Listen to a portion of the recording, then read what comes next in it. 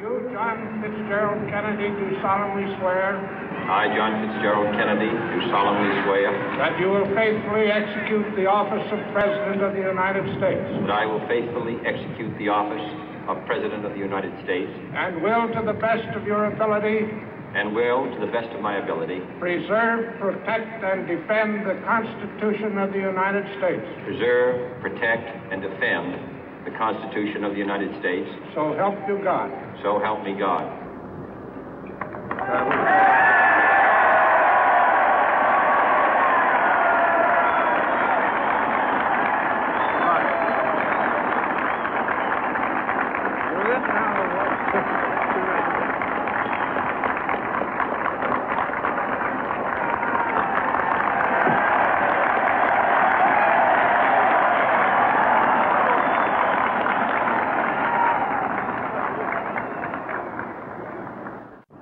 Vice President Johnson, Mr. Speaker, Mr. Chief Justice, President Eisenhower, Vice President Nixon, President Truman, Reverend clergy, fellow citizens. We observe today not a victory of party, but a celebration of freedom, symbolizing an end as well as a beginning, signifying renewal as well as change. For I have sworn before you and Almighty God the same solemn oath our forebears prescribed nearly a century and 3/4 ago. The world is very different now, for man holds in his mortal hands the power to abolish all forms of human poverty and all forms of human life. And yet the same revolutionary beliefs for which our forebears fought are still at issue around the globe. The belief that the rights of man come not from the generosity of the state, but from the hand of God. We dare not forget today that we are the heirs of that first revolution. Let the word go forth from this time and place to friend and foe alike that the torch has been passed to a new generation of Americans born in this century, tempered by war, disciplined by a hard and bitter peace, proud of our ancient heritage, and unwilling to witness or permit the slow undoing of those human rights to which this nation has always been committed and to which we are committed today at home and around the world.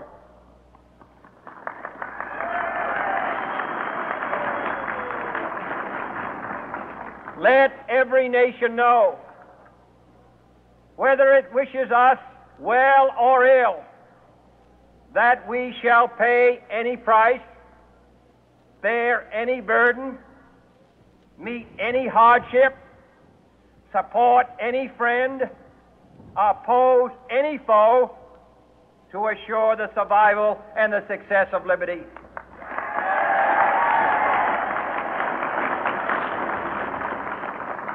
This much we pledge and more. To those old allies whose cultural and spiritual origins we share, we pledge the loyalty of faithful friends. United, there is little we cannot do in a host of cooperative ventures. Divided, there is little we can do, for we dare not meet a powerful challenge at odds and split asunder. To those new states whom we welcome to the ranks of the free, we pledge our word that one form of colonial control shall not have passed away merely to be replaced by a far more iron tyranny.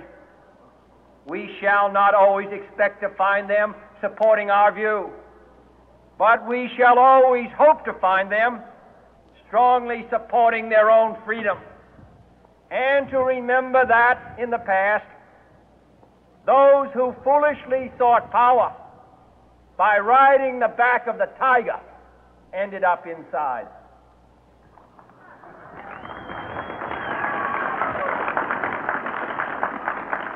To those people in the huts and villages of half the globe struggling to break the bonds of mass misery, we pledge our best efforts to help them help themselves for whatever period is required, not because the communists may be doing it, not because we seek their votes, but because it is right.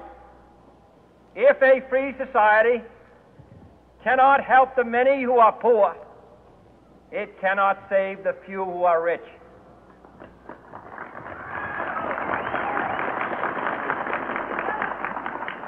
To our sister republics south of our border, we offer a special pledge to convert our good words into good deeds, in a new alliance for progress, to assist free men and free governments in casting off the chains of poverty. But this peaceful revolution of hope cannot become the prey of hostile powers. Let all our neighbors know that we shall join with them to oppose aggression or subversion anywhere in the Americas. And let every other power know that this hemisphere intends to remain the master of its own house.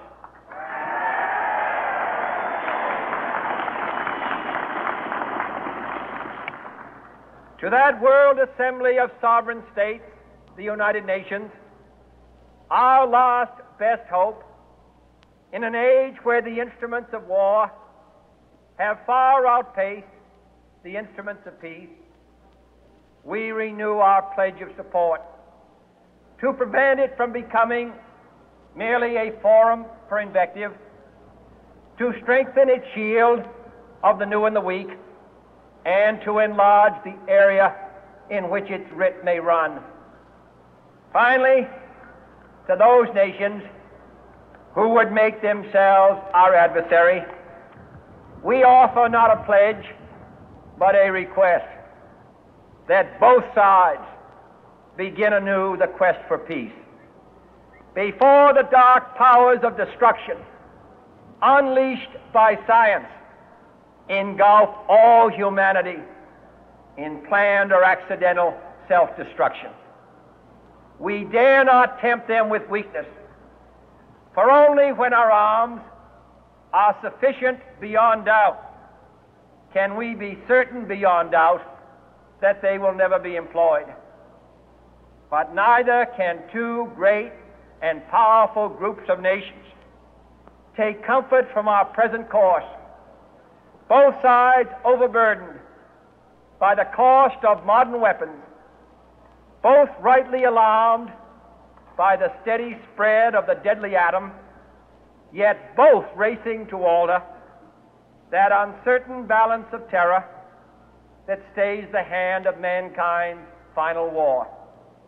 So let us begin anew, remembering on both sides that civility is not a sign of weakness, and sincerity is always subject to proof. Let us never negotiate out of fear, but let us never fear to negotiate.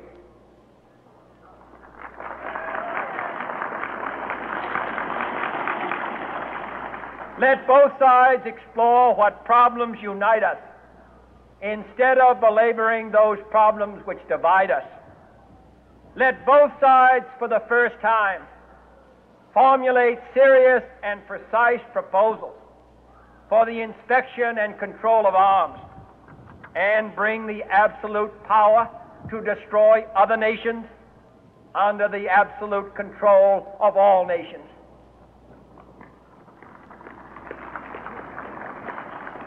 Let both sides seek to invoke the wonders of science instead of its terrors. Together, let us explore the stars, conquer the deserts, eradicate disease, tap the ocean depth, and encourage the arts and commerce. Let both sides unite to heed in all corners of the earth the command of Isaiah to undo the heavy burden and let the oppressed go free. And if a beachhead of cooperation may push back the jungle of suspicion, let both sides join in creating a new endeavor, not a new balance of power, but a new world of law, where the strong are just and the weak secure and the peace preserved. All this will not be finished in the first 100 days, nor will it be finished in the first 1,000 days, nor in the life of this administration, nor even perhaps in our lifetime on this planet. But let us begin.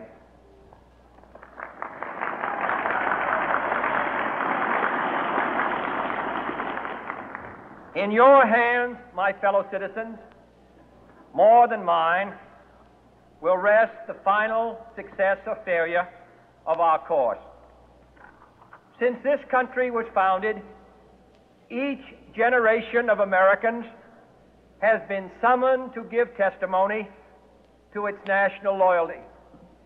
The graves of young Americans who answered the call to service surround the globe.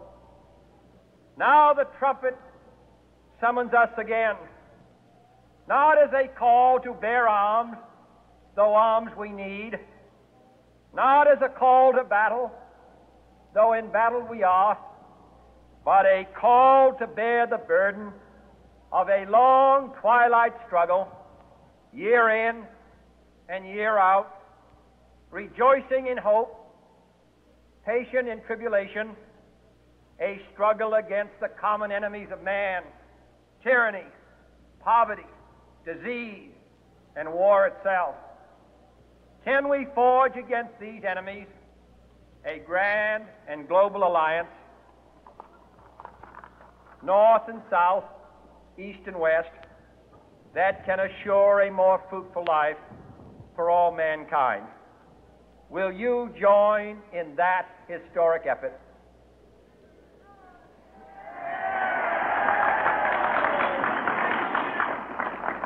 In the long history of the world, only a few generations have been granted the role of defending freedom in its hour of maximum danger.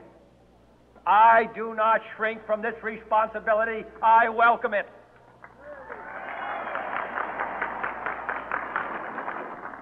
I do not believe that any of us would exchange places with any other people or any other generation.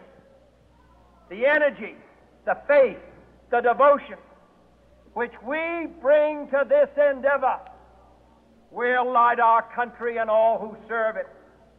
And the glow from that fire can truly light the world. And so, my fellow Americans, ask not what your country can do for you. Ask what you can do for your country.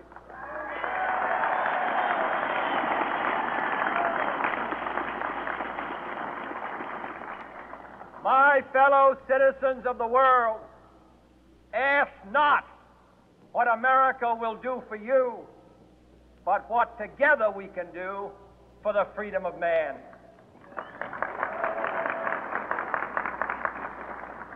Finally, whether you are citizens of America or citizens of the world, ask of us here the same high standards of strength and sacrifice which we ask of you. With a good conscience, our only sure reward, with history the final judge of our deeds, let us go forth to lead the land we love, asking His blessing and His help, but knowing that here on earth God's work must truly be our own.